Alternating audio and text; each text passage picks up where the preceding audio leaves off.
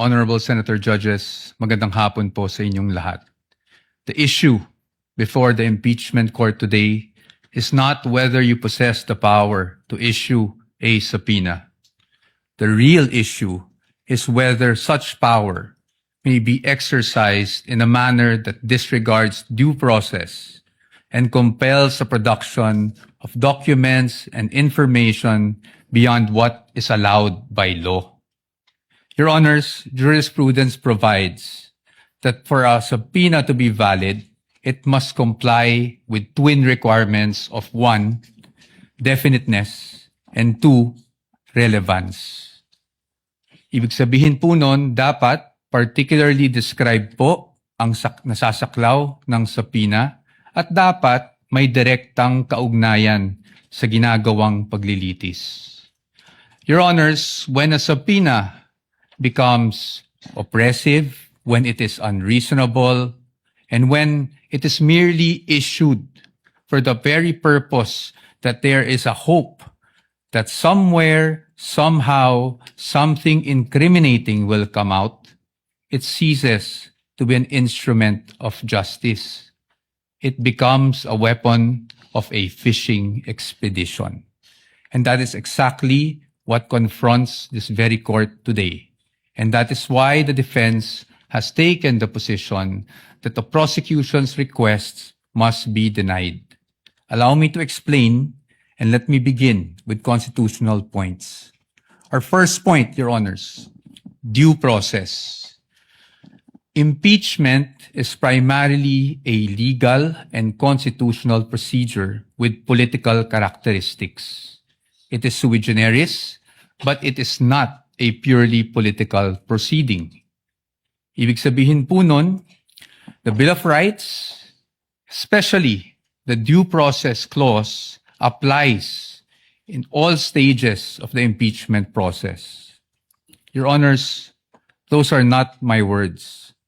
Those are the words of the Supreme Court in Duterte versus House of Representatives. And that is the law of the land. When we speak of due process, we offer a simple proposition that evidence must be present to support each and every accusation. Pero hindi po yon yung nangyari dito. Balikan po natin kung saan nagsimula itong proceeding na ito. I have here with me, Your Honors, copies of the Saballa and Cabrera complaints. Both filed before the House of Representatives. Both accused the Vice President of allegedly amassing unexplained wealth.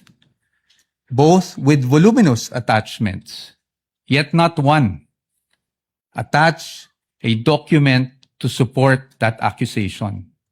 Not a single financial transaction record, not even a single SALN.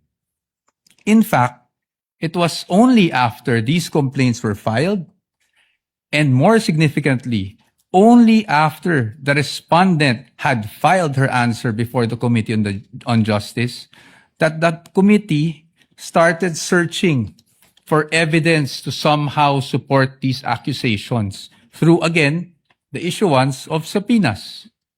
Your Honors, we objected then, and we are still objecting now, because with all due respect, the position of the defense is that is the very definition of a fishing expedition. Your Honors, in our legal system, it is not permitted to accuse now and then just look for proof later on. That is not how due process works. Hindi po dapat natin pinapayagan yan. Moving on to my second point, Your Honors. Let's talk about relevance. It is our position that the requests of the prosecution are in fact fatally overbroad. Bakit po fatally overbroad? An impeachable offense is an act or omission committed while the public official is occupying an impeachable office, not before being elected or appointed to such position. Again, Your Honors, those are not my words. Those are the words of the Supreme Court in Duterte versus the House of Representatives. That is controlling, and that is the law of the land. Yet here, Your Honor, today, the prosecution is requesting for documents spanning almost 2 decades, almost 20 years, dating as far back as 2007. Your Honors, it is a fact na noong 2007, ang respondent ay vice mayor pa lamang. Definitely not an impeachable office, Your Honors. How is that relevant? It is the position of the defense that it is not. In fact, what that is an unlimited search throughout a person's financial history. That should not be allowed. Your Honors, if a subpoena is not narrowly tailored, it is oppressive. For these reasons alone, we are of the position that the request should already be dismissed. Nonetheless, if the impeachment court were to extend its utmost liberality, which the prosecution have asked for in their memorandum, we'd like to point out, Your Honors, that Congress itself, the Senate and the House of Representatives, enacted laws that specifically prohibit the disclosure of these information that the prosecution is asking for now. Let us go through them one by one. Let's start with RA 9160 as amended by RA 11521, which is the Anti-Money Laundering Act. Your Honors, the prosecution is asking for covered transaction reports, suspicious transaction reports, financial intelligence reports, again, spanning almost 2 decades. However, it is clear under Section 8A, which we are flashing on the screen right now, na bawal po yun. Disclosure is prohibited under this provision, Your Honors. It is in black and white. Meron po bang exception? Wala po. Impeachment is not an exception. Had Congress wanted to make impeachment as an exception, madali lang naman pong ilagay yun sa batas. Pero hindi po iyon nagawa.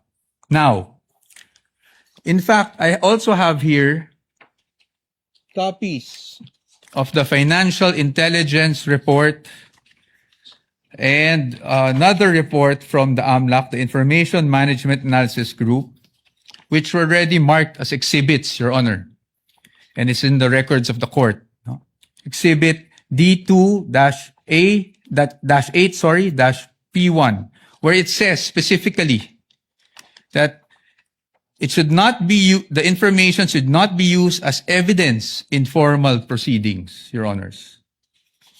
Clearly, Your Honors, to compel AMLAC officials to disclose such information would be to compel them to violate the law. Let's move on now to the tax records, Your Honors. Prosecution is asking for tax records, so let's look at the tax code.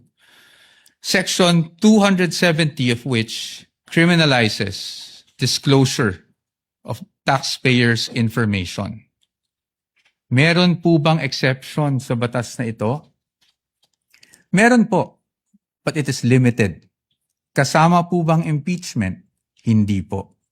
That is very clear. Again, Congress wanted to put an exception for impeachment. They could have easily done so, but they did not. Now, Your Honors, let's go to Bank Secrecy Law, RA 1405. The state policy has always been to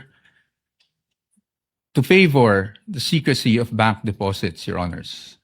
Dito, while we recognize that impeachment is in fact an exception, Your Honors, we submit that this exception is not automatic.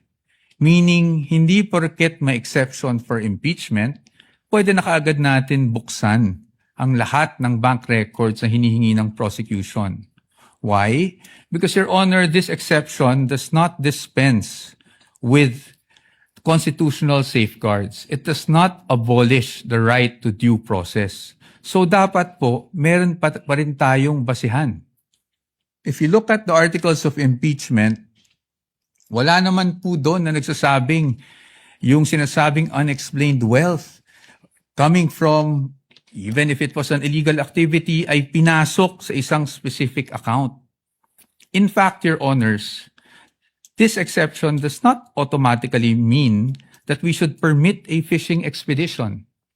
Yun nga pong mga bank account numbers na nakaspecify sa request for the issuance of a subpoena, ang aming posisyon po dyan, yan po ay nakalap doon sa illegal disclosure, with all due respect, na ginawa ng AMLAC before the Committee on Justice.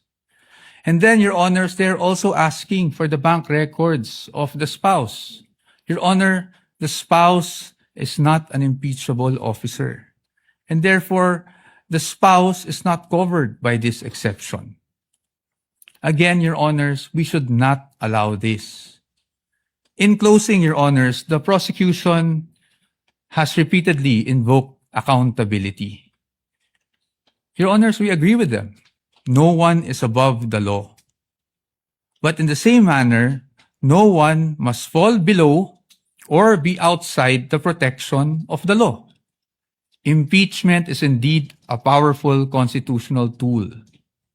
But Your Honors, impeachment is not a magic word or a magic wand that one can just wave to transform an illegal act into a legal act, to transform unlawful access to lawful access. That is not what the Constitution contemplates. That is not what the laws enacted by Congress contemplate. And that is not something that the Honorable Impeachment Court should allow. We submit, Your Honors. Thank you very much. The gentleman still has